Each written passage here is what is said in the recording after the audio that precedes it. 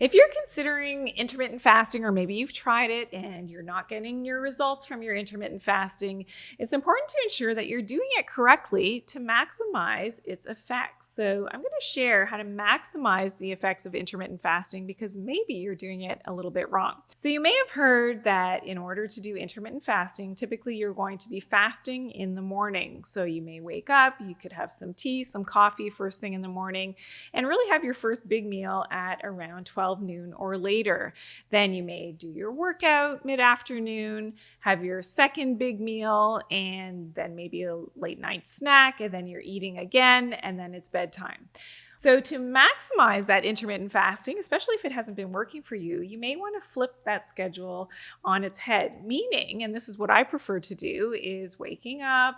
I love to have my big glass of water, so hydration first thing in the morning when I first wake up. That goes a long way in terms of helping the bowels, but also helping, especially if you add a little bit of lemon juice in there, helps to get things going for the day and helps to rehydrate after that long night's sleep.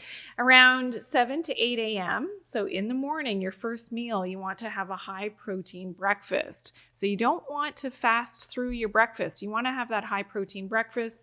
This helps to keep you satiated for the rest of the morning, getting into your second meal, usually around 1 p.m. or so.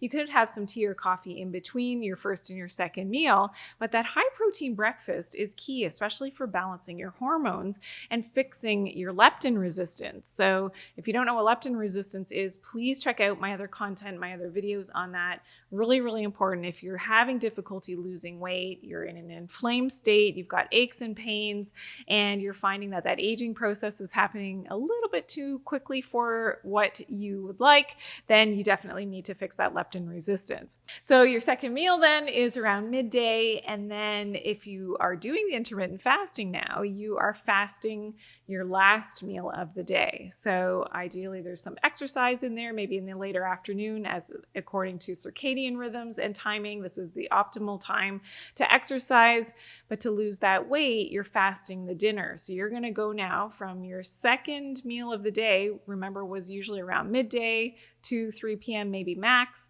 And now you're fasting through your dinner and then until the next morning where you have your high protein breakfast again. So I assure you, if you've had difficulty, you've not seen those weight loss results that you've been looking for with doing your intermittent fasting by fasting your breakfast, do it this way and I guarantee you will see some better results. Now, for more information though on intermittent fasting, especially if you have thyroid concerns and hypothyroidism, please check out my video, Thyroid, Intermittent Fasting, and Your Thyroid. I'll see you there.